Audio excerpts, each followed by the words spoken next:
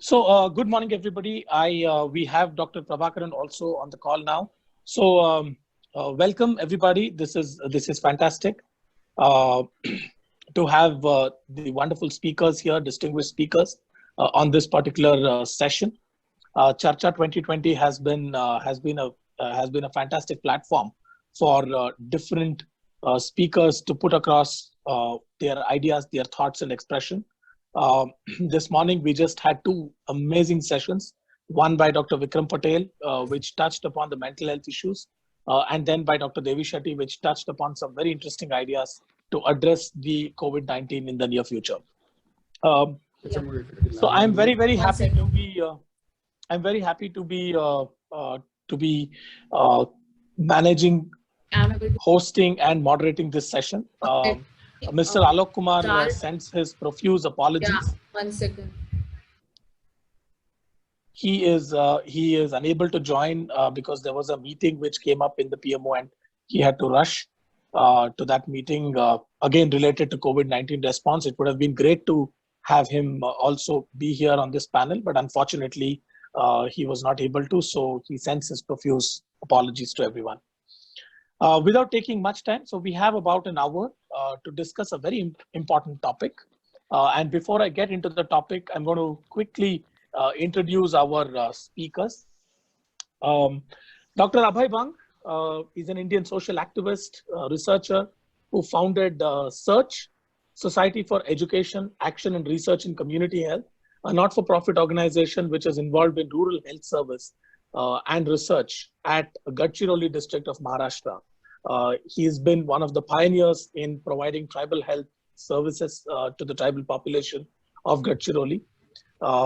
Has recently also been the chairman of the task force, which the expert committee which looked at the tribal health in India, honored with several awards and recognitions. He has actually overseen a program that has substantially reduced infant mortality in one of the most poverty-stricken areas in the world. So we welcome you, Dr. Abhay Bang. It's a pleasure to have you, sir. Thank you, Shailendra. And I must begin by thanking Charcha 2020 and the Piramal Foundation for creating this dialogue. We are all locked down in our localities. And so to have this kind of dialogue and updating our views, ideas is very welcome. So I'm now going to introduce Mr. Alkesh. Alkesh leads the poverty alleviation portfolio at BMGF's India country office. He was one of the key members who helped conceptualize and implement the $338 million Avahan program, one of the largest AIDS initiatives the world has ever seen.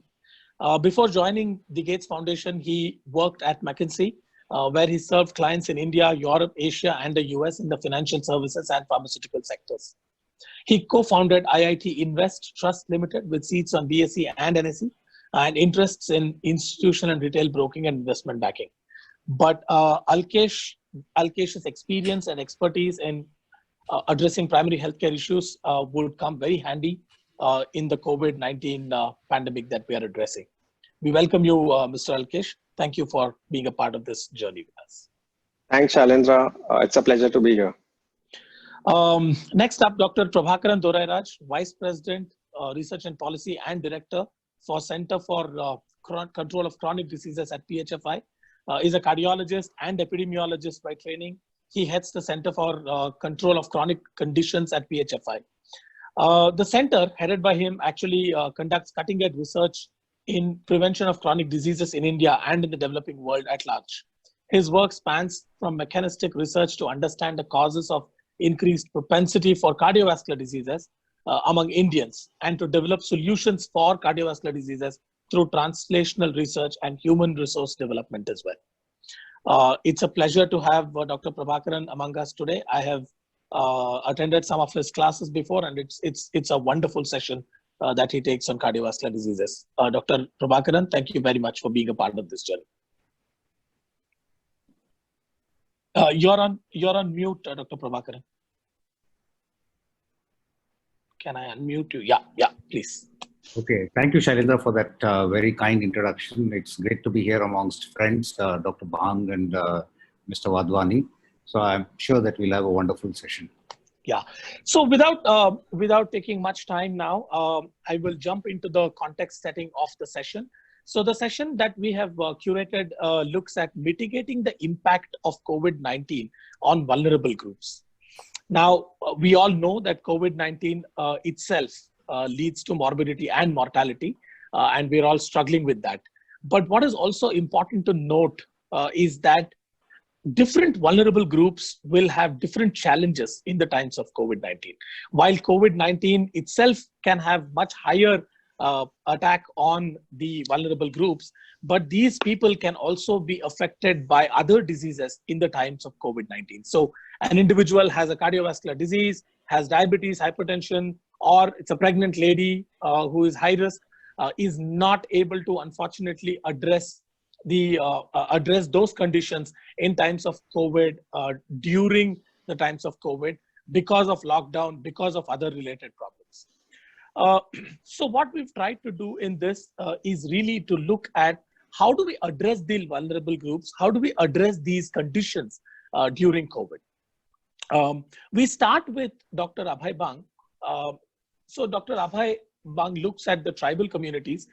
He of course has a entire group of tribal people that he takes care of.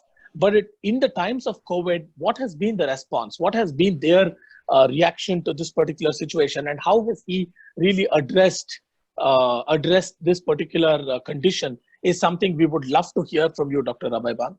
Over to you, Dr. Bang. So we have about 10 minutes for the initial comments, and then I'll come back to each of the speakers as we go on. Yeah. Dr. Bang, all yours. Thank you.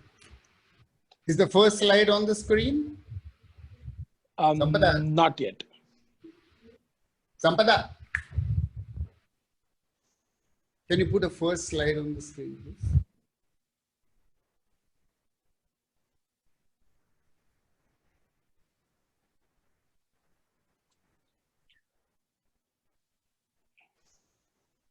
Yeah. Great. Thank you. Thank you, Sampada. Now, let me quickly begin.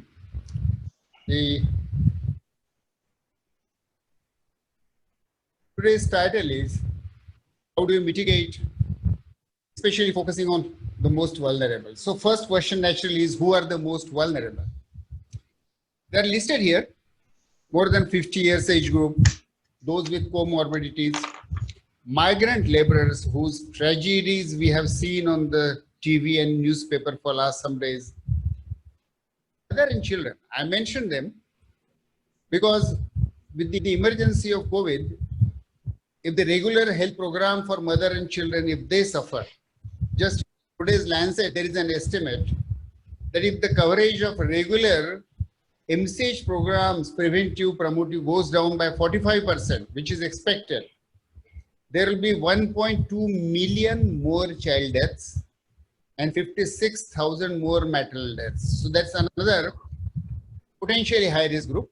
Health workers are working unprotected, overworked. Many of them have developed infection. Worse, they are often shunned by their own neighborhoods and communities. But I'm not going to speak about all of these, and I'll come to the last group, which is rural and tribal communities where I live and work. Now, though I'm going to describe what we are seeing and doing in Gadchiroli, but look, 60% of India's population is rural, 9% of India's population is tribal. Because Corona entered India through the big import gates of Mumbai and Delhi, so far most of the focus has been on the big cities because most of the cases are occurring there. From Mumbai to Nagpur and Nagpur to Gadchiroli, it will gradually come. So far it has not come. The numbers of Corona cases globally, nationally, in Maharashtra are every day, every moment changing. It's confusing, but the one number is steady. It is completely stationary, and that is cases in Gadchiroli. So far in the entire district of 1.2 million, there is 0 case. So obviously zero fatality. It might be because the testing is too meager, but yet infection is supposed to have not reached Gadchiroli, and there are such about 300 such districts which are in green zones where infection has not reached or has not occurred in the past 14 days. Infection has not reached there from big cities, but it will. Today or tomorrow or day after tomorrow, corona will reach there. So what I see in Gadchiroli, what I see in the villages of Gadchiroli is like a pre-infection situation. Before the COVID has arrived in Gadchiroli or in most of the districts and villages of India, what is the situation? What is the people's response? When Ronald Ross was wondering about how to solve the mosquito problem, his guru, Patrick Manson told him that, my son, if you want to work on mosquitoes, learn to think like a mosquito. We can't think like coronavirus, but we should try to think like communities for whom we want to work. In Gadchiroli, search team studied 134 villages, 48 tribal villages, 86 non-tribal rural villages, had a dialogue with the communities, and also a random sample of 7 families from each village were systematically surveyed. So total 929 families and 4,700 individuals. Study was completed just few days ago in April, May. There are questions like perceptions of the people.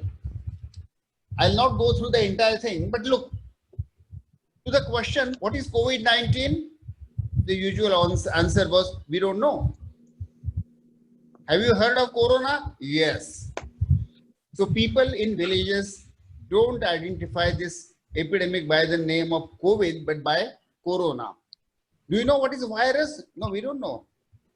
Then why are you afraid of this disease? It is potentially fatal. It is life-threatening. How does it spread? No, we don't know. But people have already stopped consuming chicken, fish, with the misperception that this is how the disease is. That even before the disease has arrived in Gadchiroli, people in villages here are enormously scared. And because the enemy is invisible, they are even scared more. Because invisible enemy is like a ghost. And there are ghost stories building up. And so there is more fear than knowledge. Those of you who might have seen the film, Gary Cooper's film, High Noon, 3 criminals are supposed to come back to a town and the whole town is terrorized, waiting for their arrival. Gadchiroli is something like High Noon, where people are waiting for the arrival of corona. It hasn't yet come, but it will come. So there is an enormous knowledge gap which is filled today by fear, misconception. It needs correction. Second part of question set was about personal behaviors. And for example, to the question, some of the model behaviors that we propagate or media is propagating. Have you observed 6 feet distance, physical distance? Only 6% said yes. Did you completely stay in the home in last 7 days? 34% said yes. Did you stay inside the village? 79% said yes. So look, there is a hierarchy. They cannot entirely remain inside the house. They cannot maintain the distance. Probably these are impractical suggestions. But then to be in the village, yes, most of them can practice. Do you use mask regularly? Only 2% said yes. But 59% said we are using it, which means masks have become available. At least 60% have masks, but only 2% regularly. Do you have soap in the house? 97% said yes. How many times did you wash your hand with soap in last 24 hours? Mean was 3.6 times. we can see that the personal behaviors model observance is only partial, and probably with this level of partial observance of certain behaviors, this may not be enough for stopping transmission of corona. The community response, the most visible response is towards the outsiders. In the previous 15 days in each village, mean 8 persons have come back from outside. And outside means they are mostly the resident of this village, young boys of this village who have gone out for jobs. They have come back. But community is not very keen to accept them. So they have enforced quarantine, community quarantine on them, either by making a separate arrangement for them, and they are sons of the same village. So their villagers are kind towards them. So either a separate arrangement in the school, which is better because schools are closed anyway, or the arrangement at home quarantine. Government of India that they did for 40 lakh people who came back from abroad, they were asked to do home quarantine, and we have corona throughout the country. Social gatherings completely stopped in the villages. People are afraid. Marriages have been postponed. All religious ceremonies have been postponed. Gram Panchayats have distributed masks. That's the only quick thing, visible thing that they could do. But the Sarpanch and the Gram Panchayats are very keen. What more can we do? And they say we have untied money. Each Gram Panchayat has got 15 Finance Commission has given them money. But they don't know what exactly to do. So they are asking, what can we do? And I must report that in each village, you see active Ashas, you see active ANMs, unprotected, unwelcome. Often villages sometimes abuse them because they come and ask about corona and people are afraid that they'll enforce quarantine, but they are still active everywhere. Government on ICMR's recommendation banned alcohol sale and tobacco sale during this lockdown period. And there has been steep reduction in the availability of both tobacco and alcohol in villages. The underlying assumption is that consuming tobacco, people spit out, so saliva transmits corona, and alcohol with alcohol, social distancing is not maintained. I think that there will be more unintended benefits of this alcohol and tobacco reduction more than the entire lockdown to prevent corona. So far, there are 2,600 deaths in India because of corona. Annually, 5 lakh people die because of alcohol, as per WHO statistics. And 10 lakh people die of tobacco. Steeply reducing alcohol and tobacco might prevent far larger number of deaths than what the national lockdown to prevent corona might do. But unfortunately, states are relaxing because money is needed. Prime Minister said, "Jaan hai to jahan hai." And so, economic activities were stopped. But now, the same government, for the sake of excise money from alcohol, is letting the jaan go, sacrifice, and alcohol is being opened. What would be the response in the community? What could we do? Search teams are working in villages, and I'll briefly summarize you what we have been doing. This is an evolving program. There was no model available, so it evolved locally through our dialogue with the communities. We had dialogue with 134 villages in which we were, and we started a campaign against corona after this dialogue with the communities. Village committees were constituted against corona in 108 villages. Youth squads were constituted in each village, apart from the committees of adults, youth squads to enforce certain social behaviors. And a 15-point action program has emerged through the dialogue between church and the communities. Few of them are training of village committees, about 10 to 15 members as a key informant in the village. Training of community health workers, and search teams have developed training module for training committees and for training community health workers.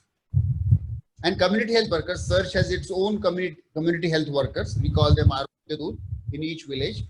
So home visits, giving health education, primary care medicines, masks, soap, hand sterilizer, thermometer have been given to community health worker. CHWs have started surveillance, visiting an n number of houses every day, giving health education, asking for symptoms. And if there are symptoms, there is a management algorithm that we are following. If there are serious symptoms, referral to Search Hospital, and our hospital has been now made COVID ready.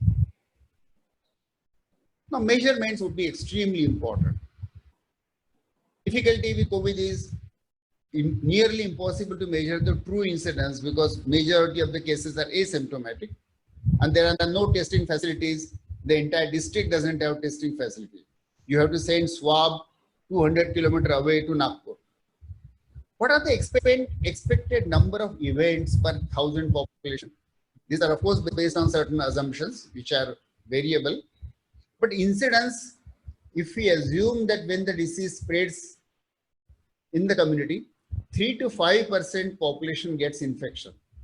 There are studies where up to 20% of population has got infection, but I am going towards modest size. So 3 to 5% would mean 30 to 50 cases per village. Out of them, 5 to 7 would be serious cases. And out of them, 1 to 2 deaths per village. Of course, if this is evenly distributed, but multiply this by 600,000 villages. So when the disease spreads completely, each of these numbers might be multiplied by 600,000, and that might be, nobody can be certain about corona, but that might be potential picture few months from now when the epidemic has reached its complete course. So what can CHW records and Search monitors? As I said earlier, you can't monitor true incidence because there is no test available. But we are monitoring incidence of COVID-like symptoms: fever, cough, nasal discharge, and throat pain. There are other symptoms as well, but we have picked up major three, four. And we have used this opportunity to record the baseline of this COVID-like symptom, because so far disease has not arrived in Gadchiroli. You ought to know what is the baseline of these symptoms. These are common symptoms occur every day with any viral fever. So we have recorded the baseline of these symptoms in 134 villages.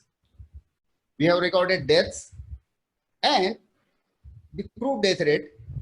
And now we also have 5-year mean of the past death rate of past 5 years mean. So mean plus 2 SD, if we reach there, we'll say serious is happening in Gadchiroli. In the absence of true incidence, we might monitor really the death rate. Finally, so Dr. Bang, can I just stop you for a moment here? I think this question that you've right now put up, I think we'll come back to this once we hear the other speakers. Would that be okay with you, sir? Fine, but let me complete this final 2 slides so that my message is complete. What can be done by the governments, by agencies, by NGOs outside? Of course, there is a huge knowledge gap. How do we fill this? From Government of India to WHO, everybody seems to have acknowledged how to live with the corona. We need to learn new lifestyle, new behaviors so that we can live with corona. Involving communities, they are keen, they are responsible. Don't let every decision be made in New Delhi. Let villagers make their decisions. They'll be involved responsibly. Local action groups like NGOs can play important role. Most important, community health workers, ASHAs, and the workload is so much that I'll refer back to HLEG group recommendation. There's a need for second CHW. So maybe corona, the COVID epidemic is a good starting point to introduce second CHW in the village. Public health care system has rose to the occasion heroically. We must salute them. And I would like to remind, unfortunately, Mr. Alok Kumar is not here, but I would like to remind the Government of India that Public health care is essential. It offers true protection against disease. Medical insurance does not offer protection against disease. It offers protection against financial burden. Primary health care strengthening is very essential. But at the same time, especially for referral care, we need to involve private sector also. Reduction in tobacco, alcohol, if it happens with corona, we'll have far more benefits. To prevent airborne infections, you need ventilation in the houses and not only ventilators. The designing of buildings, residential buildings, office buildings, AC becomes corona chambers. So we need probably to redesign our houses and increase ventilation. And finally, we need true numbers. Friends, we have a global disease, but it also requires local solutions and local action. The Prime Minister talked about self-sufficiency, very welcome, but self-sufficiency not merely at the national level, but at the community level. And we must thank the corona to remind us all those facts which we already knew but had forgotten. Thank you. Thank you, Dr. Bang. Thank you for that wonderful complete picture on the response of communities on the COVID-19. I lost you, but I think you're back on. Yeah, okay, sorry. So, Alkesh, I'll now move to you, Alkesh. The Gates Foundation has been closely working as a technical partner with the Ministry of Health and Family Welfare, as well as the Ministry of Women and Child Development, to address maternal and child health and nutrition issues.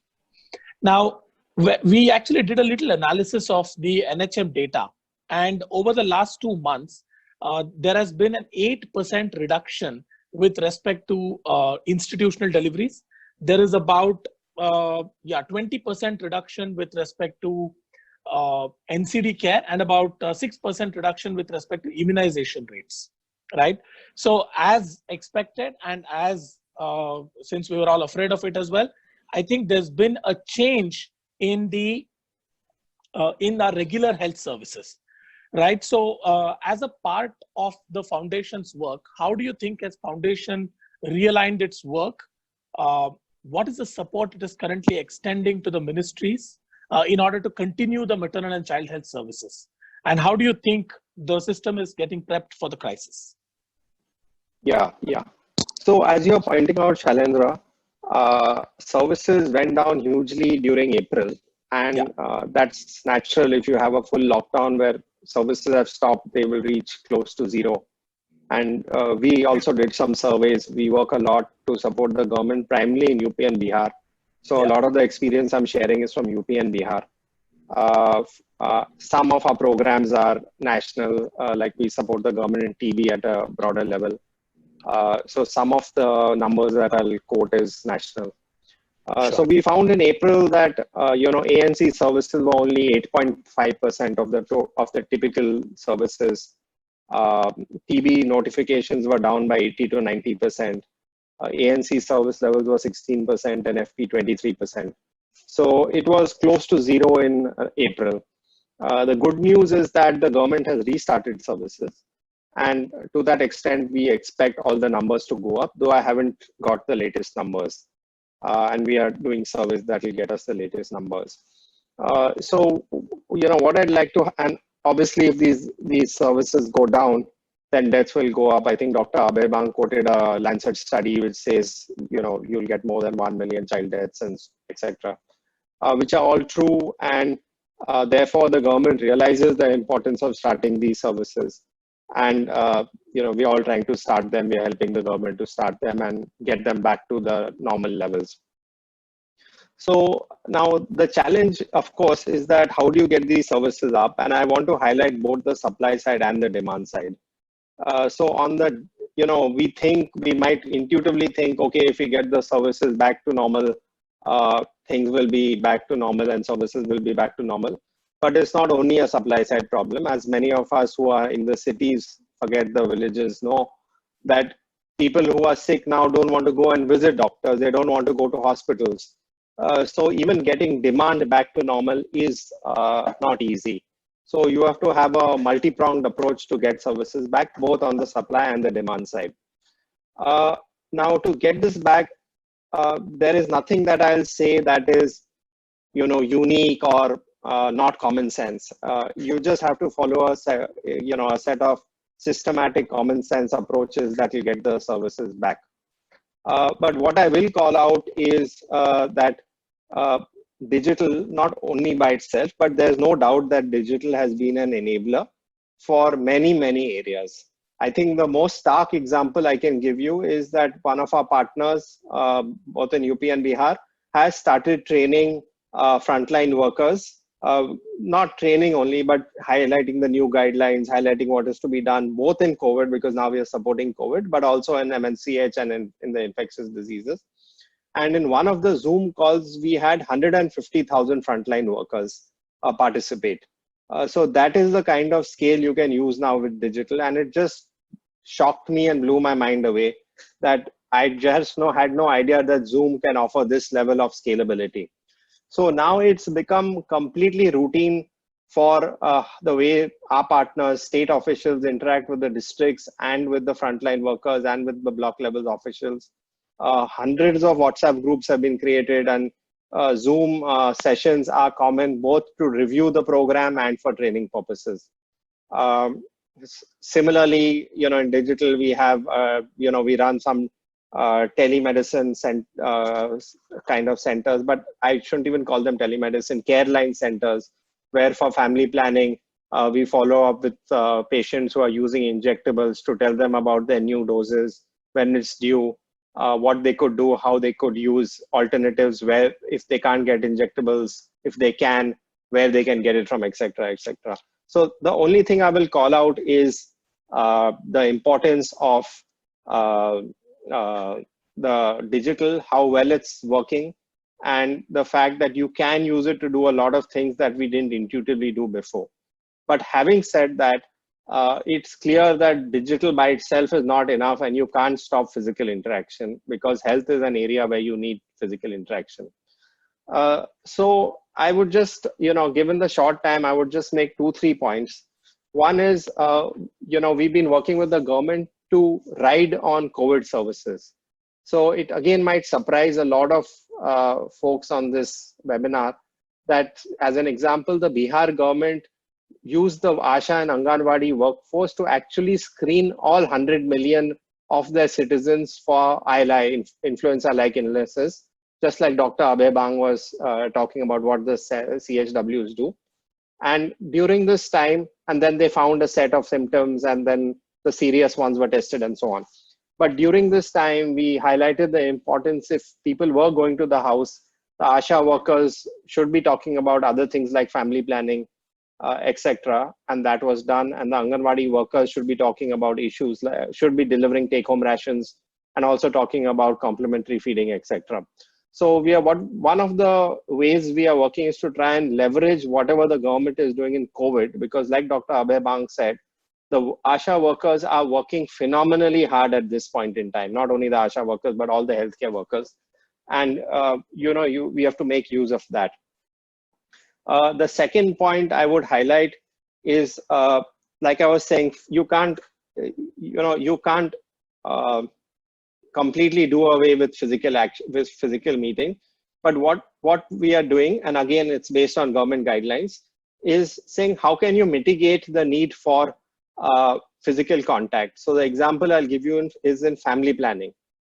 So in family planning, now the norms are that, look, for some time, if you can avoid facility based solutions, which would be sterilizations or IUCDs, move away to condoms and OCPs. So in that way, you're avoiding contacts at the hospital, and you have a solution which may not be ideal, but for a short period of time, it can work, right? Now, the third thing that we are doing, and perhaps we put the most focus on this, is that there are situations like institutional deliveries. You mentioned you're down by 8%, where you have to go to the hospital, there's no question. And the most important thing clearly is infection control and prevention. And there, a lot of our effort is going on trainings on infection controls and prevention. So just as background, in any case, nosocomial infections, even in the US, where infection control is taken seriously, is in the top 10 causes of death. So in any case, infection prevention and control is really critical. So, it's even more important now in the times of COVID. So we do a lot of trainings on this for each of the facility levels. I'll just call out, many of you might have read this, it's coming on many WhatsApp groups, an article that, I'm blanking out on, Atul Gawande had written recently, where in Mass General Hospital, which has a population of 75,000 in that group, they have got and they're treating thousands of corona cases, COVID cases, to put it technically correct. They've got infections down to single digits in their hospital. And they've done that by systematically following a set of suggestions and implementing everything from obviously using of PPE to social distancing, etc. They've been able to get cases down to single digits, which is just phenomenal. So it shows you that infection control can work if done systematically. I'm not saying it's easy, but this is a very big focus area for us working in UP and Bihar and doing trainings on this area. The last thing I'll do, because I know it's like 10 minutes and we are running out of time, a lot of focus is on building communication material. So we've done that at the state level, at the national level in different languages, so it can be used in the different states. This is, while we are speaking of MNCH, this is primarily on COVID. But I think this benefits all because it includes infection control. And this is available as a public good that Niti Aayog has put on the web for anyone to use. And it's available in multiple media. So for example, you can have audio, we have small audio clips on WhatsApp for ASHA workers, to mass media messages, etc. So I'll pause there, just given the shortage of time. Yeah, awesome. Thank you, Alkesh. I think that was very nicely put. I quite liked the complementarity between what Dr. Abhay Bang said and what you mentioned, Alkesh. I think the demand and the supply and the balance between the two seems to be an important aspect as we go forward. While completely agreed that this was probably not something that we didn't know about. I think people knew about that we need to do these things, but I think COVID is really forcing us and ensuring us to sort of take that holistic view and take that forward. So I'm going to quickly move to Dr. Prabhakaran here. And during my earlier comment itself, I said that there's about 20% reduction in the diabetic patients taking care, right? And this is a number which I'm not sure with respect to what is the denominator, what is the area and all of that. But when we look at the NHM data and it talks about specific numbers, this is the number that's there, 19.8% reduction. Now, like what Dr. Bang said, that a 45% reduction in NCH services would lead to 1.25 million deaths in children. I'm sure that the reduction in care for diabetic patients would lead to severe cardiovascular diseases, deaths due to cardiovascular diseases. Already, cardiovascular diseases are the leading cause of death in India. So, Dr. Prabhakaran, what do you think is the best way to combat this particular situation while during the times of COVID?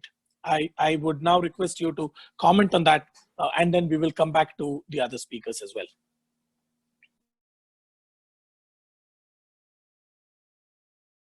I think you'll have to unmute.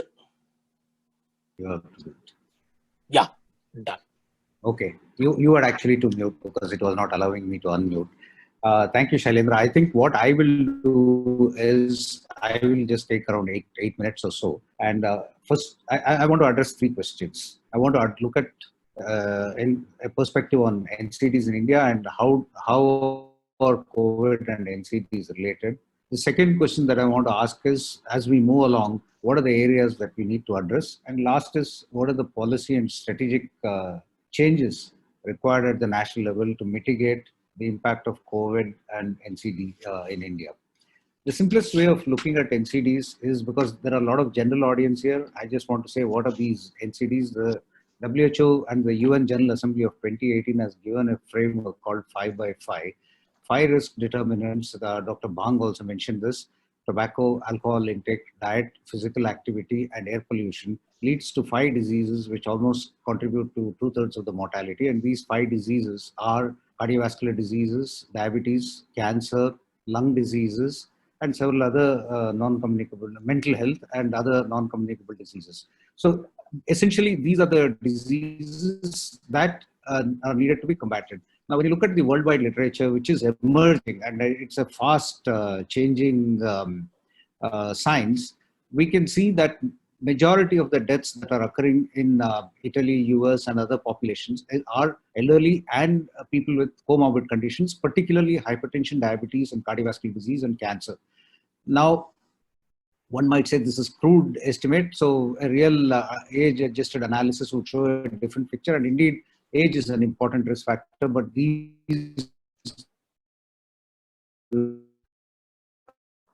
mortality anywhere in the world. And the big problem for India is in the big numbers that we have. Right now, we have around 80 million people with diabetes, 200 million people with hypertension, 1 million people, as Dr. Bang said, die of tobacco, 500,000 people die of alcohol intake, and 1 million people die of cancer every year. So nearly 30 million people have cardiovascular disease in the country, and close to 3 million heart attacks occur every year in India. Now, other big problem in Indians is that there is a premature mortality. People below the age of 70 years die, and there are only a small fraction of people get heart attacks before 70 years. A large proportion of people get before the age of 70 years. And there is high cost associated with the management. And one important point which all of us forget is, and we think it's a disease of the rich and the richer countries, but the fact is there has been a reversal of social gradient, and a lot of poor people, a lot of people with lower levels of education, and particularly women are affected, because general belief is that heart attacks don't occur in women. So I think these 3 vulnerable populations we need to address. And in terms of the care, there is a high out-of-pocket expenditure. Even single drugs are very expensive for families to adopt. And what really happens in these poor populations, the elderly get affected. Like, for example, hypertension medication and diabetic medication are dispensable for the family because they cost some expenditure. So why not stop it for the elderly? And that actually can lead to major problems. Then there are transport difficulties. In fact, I just want to say that when we did a study in 2009, we found that people with heart attack used a public transport or their own private vehicle. Nearly 70% of them, only 20% used ambulances. And given the current situation of lockdown, many people don't reach the hospital. And that's what your study shows, that there is a 20% reduction in attendance to hospitals. In fact, for this webinar, I contacted a few prominent people in Kerala who have some data on what happens. And anecdotal evidence suggests that there has been virtually a 25% to 30% reduction in people coming with heart attacks and other acute conditions. Now the question is, whether this is real or artificial because it is imposed by lockdown. It's one fact that emerges is it's particularly difficult for people from the rural areas and the poor, because they have to travel far, reach hospitals, and with the regulations in place, it becomes extremely difficult.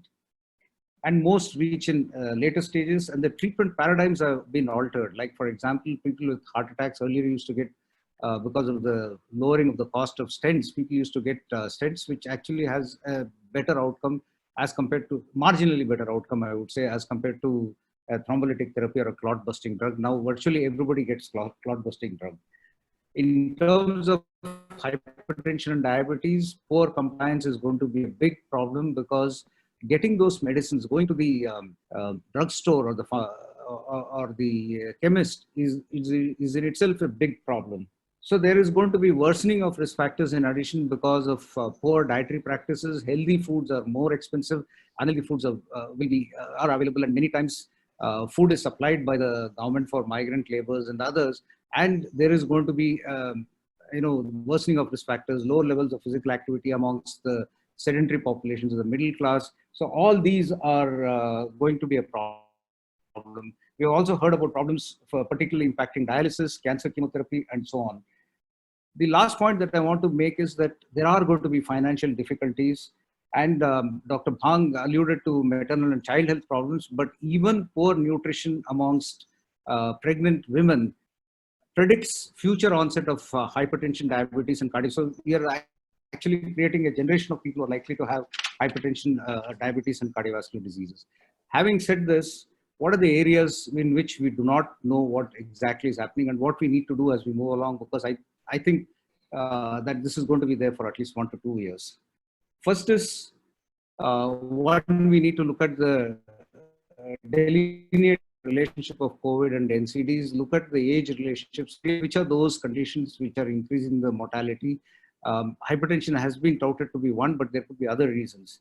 Second is we really do not know the mechanisms exactly as to how cardiovascular diseases increase the mortality, and understanding the mechanism is an underlying principle in giving the right treatment. So we have a lot more secondary heart attacks because the heart is undergoes a demand to function in a with a heavy load. Secondary heart attacks, there's inflammatory problems, drug side effects, and lowering of worsening of pre-existing conditions are there. So in terms of what can be done, we have embarked on a global registry looking at particularly LMICs, Africa, parts of Asia and India, to see what are the cardiovascular manifestations. Is it a clot formation in the artery supplying the, coming from the lungs and supplying the heart, or is it damage to the heart muscle? Is it worsening of a pre-existing condition? We need to look at that. We need clinical trials, and I think India should participate in international clinical trials. This is one area where we need global help. I mean, we have to be Swadeshi in all areas, but I think in terms of research and in terms of science, I think we need to cooperate globally, and international cooperation is required. Now, last point to make is what are the potential solutions that we have? And our solutions have to be innovative, interdisciplinary, and based on implementation science principles. The first is, I think we have to use technology, because trying to identify what are the causes and all that by collecting data is going to be difficult. We need to pool data, use machine learning and artificial intelligence, and get solutions. Second is, I think, as somebody said, economists should not be, finance ministry should not be left to only economists, and health ministry should not be left only to doctors. So we really require multidisciplinarity here. Then the third is innovation in health promotion and creating awareness is extremely important. And I think stigma is one of the major problems actually for the worsening of the problem. People don't come to hospitals on time because they fear what is going to happen. Am I going to be quarantined? Am I going to use, stay in a lousy place for the next 14 days? You know, those are big problems and we need to strengthen those. Palliation is a big problem, and I think we need to create some home-based palliative care. And I think we need to work on that. Telehealth solutions, which needs to be widened, that it should include telesurveillance, but with adequate privacy of individuals ensured, security of data ensured. I think we need solutions that way. Dr. Bhang again alluded to this. I think we need task shifting, particularly frontline health workers should be empowered with electronic decision support systems, simple ones on how to manage simple diseases and how to refer them to the health and wellness clinics, and from there on, how to come to secondary care and tertiary care hospitals. The last thing which I wanted to point out, I think there is a need to widen the scope of universal health coverage and particularly financial protection, because these diseases, once you get NCDs, they are extremely expensive. They can actually push people into poverty line, below poverty line, and therefore we need some kind of financial protection. And last, I think the protection of healthcare workers, I'm not saying doctors, healthcare workers, which comprise of doctors, nurses, every hue of the people who are required to provide healthcare should be protected, and all steps are required to be taken for those. I think if we do this very diligently over the next 1 or 2 years, we would have controlled some of the chaos that has been created by this COVID epidemic. Thank you. Yeah, thank you. Thank you, Dr. Prabhakaran. That was, again, fantastic. I think 3 clear messages which we were able to identify. So I'll go back to a question which has been actually raised by one of the participants, and I think it kind of relates very well to what Alkesh mentioned. And the question is really, how do we, now you very nicely said that in Bihar, the 1.5 million, 100 million people have been screened for the ILIs. And if we are to live with COVID, do you expect or do you think that we'll have to figure out different ways of active surveillance? Because the frontline workers are anyway going to be conducting their primary job roles, which is around delivering the healthcare services related to maternal and child health, NCDs and all of that. Now, active surveillance in one particular, at one point is fine, but after that, how do we really ensure that the surveillance is on? How do we ensure that the frontline workers are motivated enough to keep doing this and that? I think that's the balance that we are really looking at. Are there any other thoughts around surveillance through frontline workers? Yeah. So I think trying to look at surveillance by saying we screen the entire population on an ongoing basis is just too difficult and too challenging. Yeah. And if I had to say how one would want to do active surveillance, I would say first focus on who are the sentinel groups to work with. In this case, I think they happen to be healthcare workers themselves. And therefore, because they are at very high risk, and therefore, we really should be testing healthcare workers pretty regularly, both in hospitals and the frontline workers. The second group is now ILI could be the mild case of pneumonia type symptoms, or what's also called SARI, severe acute respiratory illnesses. So clearly anyone coming to the hospital with ILI or pneumonia-like symptoms is more likely to be more severe than people who have influenza-like symptoms at home. So they should certainly be screened. So I would say these are the two. And then I think what ICMR is saying in terms of active surveillance could be a third, which is that for every district or for every hotspot, you say you'll randomly sample 400 people or as much as you want to try and get the prevalence. But the third one needs antibody testing. The first two would need RT-PCR. Right. So just drawing from what Dr. Bang actually mentioned about community involvement. So I think there were 2-3 points which Dr. Bang you made. One was creation of youth squads. The second was Corona Committee. Do you see a role of these, community-led models in the surveillance mechanism, in setting up a surveillance mechanism, sir? Would that really strengthen our response? Yes and no, because these youth squads and community committees right now are working more on preventing certain behaviors, social gatherings, tobacco shops, alcohol shops, etc., etc. We haven't yet used them for surveillance because people might really hide their symptoms from these people. So the real challenge is how to get incident reporting. But I'll go one step further. I'll say that imagine maybe few months from now, when our corona cases might have run in millions, do we really need to record every corona case? Do we record every case of common cold?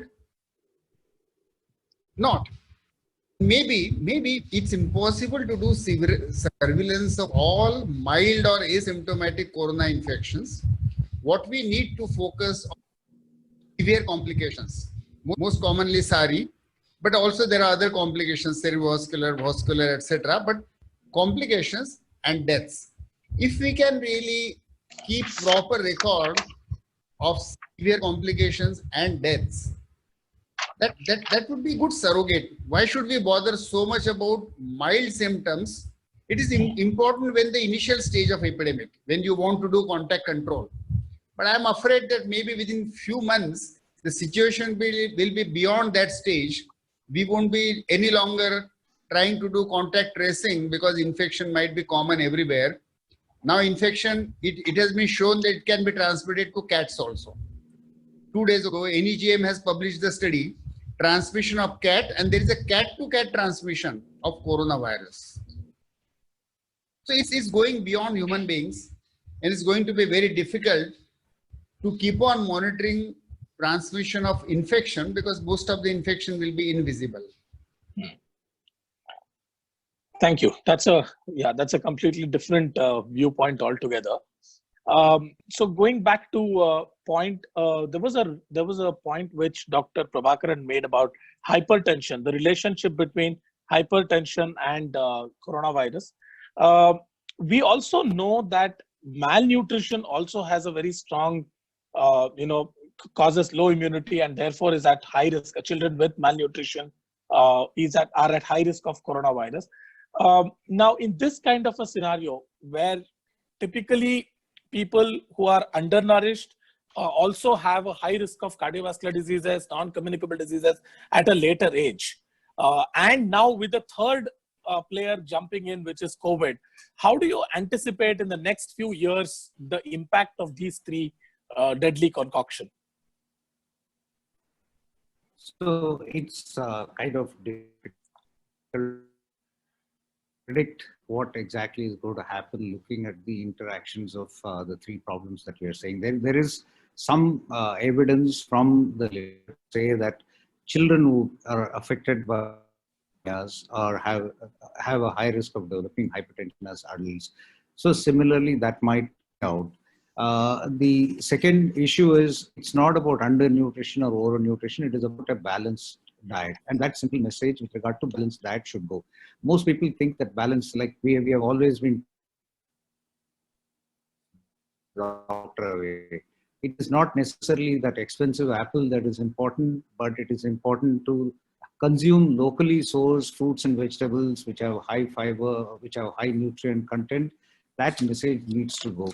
And the second is, in addition to this, whatever balanced diet that we are promoting, if we have adequate physical activity, because currently for children, particularly urban children, there is very low level of physical activity because of many of the gadgets that we have. So I think we require to promote physical activity of at least outdoor physical activity of 1 hour duration, but that's going to be a little.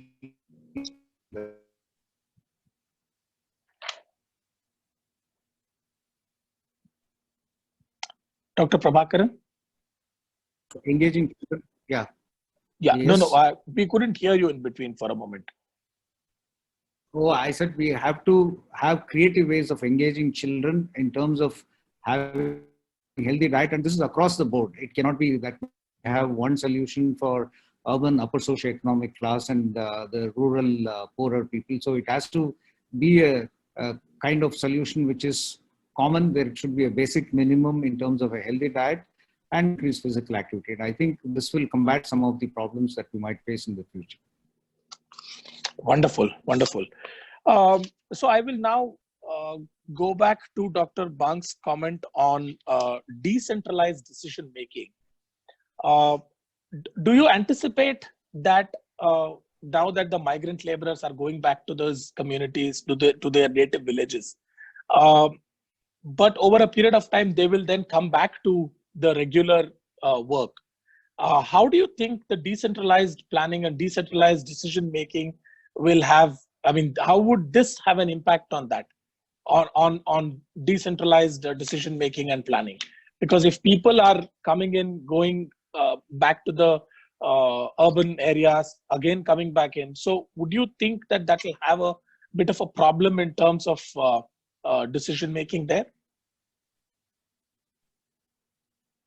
It's difficult to state emphatically right now that this migrant labor will come back, because at least whatever they are voicing right now, we don't want to go back to cities. Cities have disowned us. Cities are heartless. That is their usual reaction that I read in the newspapers. And so, but then economic compulsions may force them to come back also. But when we say decentralized decision making, I am talking about the local health actions. Okay. And as you saw that the communities in Gadchiroli have very actively engaged themselves, maybe because of fear, but they're actively working to prevent spread of corona within what is possible and acceptable to them. This is a great opportunity. Usually we in the health sector find it very difficult in preventive promotive activities to involve people. Here, because of fear, large number of people are getting motivated and getting involved. Right. So you can motivate Gram Sabhas, Gram Panchayats to initiate several actions which government from Delhi or from Mumbai will be able to really initiate or monitor. So we need to make use of this Local health huge action. local panchayat and panchayat raj institutions, local youth clubs, women's club, SHGs. These all can be motivated, and they are already motivated for us. Yeah. Yeah. Dr. Prabhakaran will really vouch and tell us that it is so difficult to change people's behavior for lifestyle and tobacco control, etc. But right now there is a window of opportunity where whatever you say, people are open to listening. So that's what I mean by decentralized decision making. There is another level, because Corona has shown that extremely urbanized societies are dangerous, especially in the face of infections which rapidly becomes global. There are risks of connected societies. There are risks of big cities where population is crowded, so infection explodes like a nuclear bomb.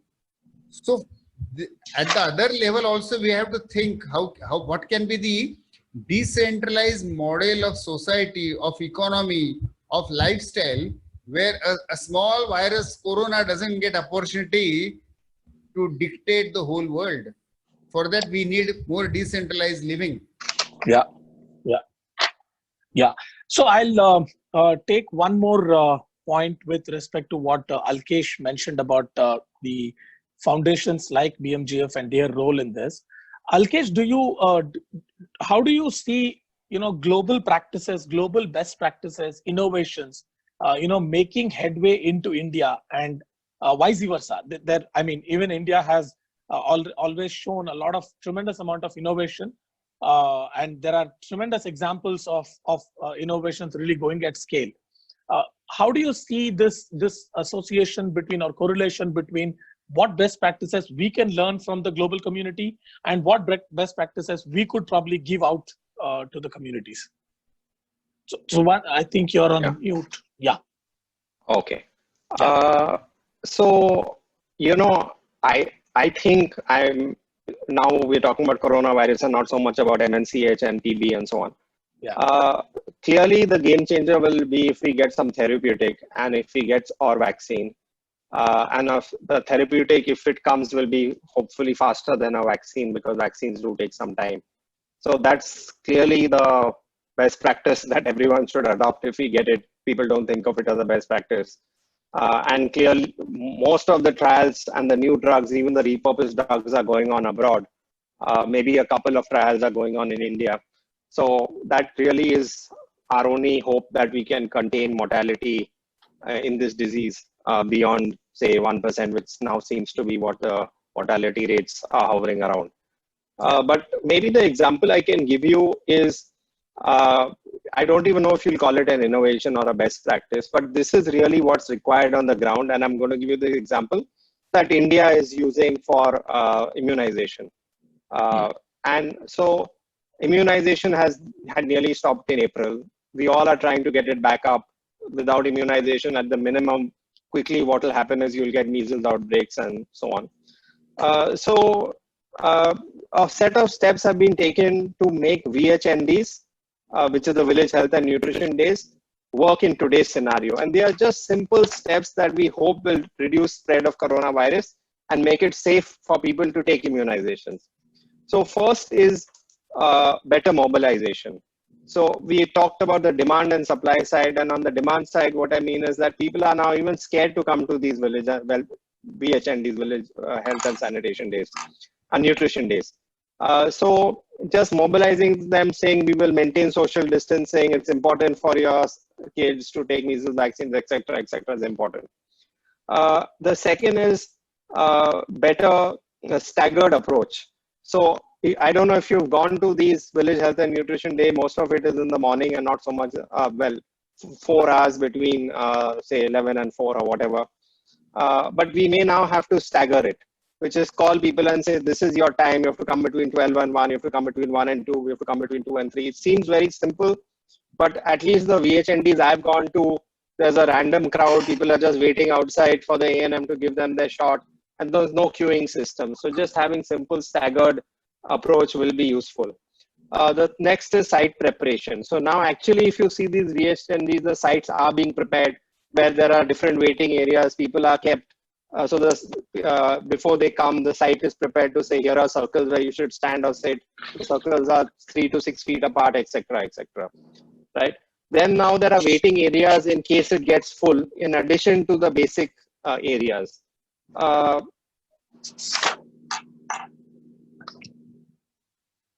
if you want to limit the amount of people in a session, you have to hold more sessions. So effectively, these are the kind of simple steps you have to take. And of course, PPE is required for the A&M. These are the kind of simple steps you have to take to see that a VHND session is safe. It's a lot of hard work, but there's nothing complex about it. And these are the kind of things one needs to do in health to save lives. Yeah. Yeah. And these are the kind of best practices that have to be taken from one place to another. Yeah. Fantastic. I think this was an extremely insightful discussion. So what I'm going to do is we've actually breached the time limit of 1 hour. I'm going to quickly summarize some of the key points of the discussion. And then if anyone else has any other points to add, I will request each one of you to quickly add. So very briefly then, I think all the speakers did touch upon a multidisciplinary approach that is necessary, which I think Dr. Prabhakaran put it together. A multidisciplinary approach is necessary in this kind of a crisis. Focus on research, focus on collecting data, clearly identifying what are the needs of the communities and try and address. I think Dr. Abhay Bank's very quick study, even 134 villages and a study of 7 households in each village is not easily done in these times, in these kinds of situation. So I think it's a great initiative. A round of applause probably for the team which has really done that collection of data and really analyzed it that way. Beautiful insights have come. So focus on research, focus on data. I think Dr. Prabhakar also mentioned that we should participate in international trials and be the trendsetter of sorts with respect to research. The third big takeaway for me was what Alkesh mentioned with respect to digital and the entire technology piece. I think technology will certainly reduce the risk of exposure and also help in scaling initiatives. One very important point, which I think Dr. Prabhakar mentioned, which we didn't go into the details, was the telesurveillance part. I personally feel that there is also a lot of scope for innovations in technology innovations, startup companies and all those, which can really look at surveillance, use of certain devices, which would sort of give us quick data. And I think that is another area which certainly we could leverage. The fourth big key takeaway was focus on training and capacity building in the context of COVID-19. What you said, Alkesh, was actually correct. So the VHSNDs, the Village Health Sanitation Nutrition Days, need to be revamped now. Need to be looked at with a completely different lens, ensuring distancing, ensuring people to sort of stagger. I think that's a great point to ensure that the community is still involved, and also there is also the view of avoiding contact.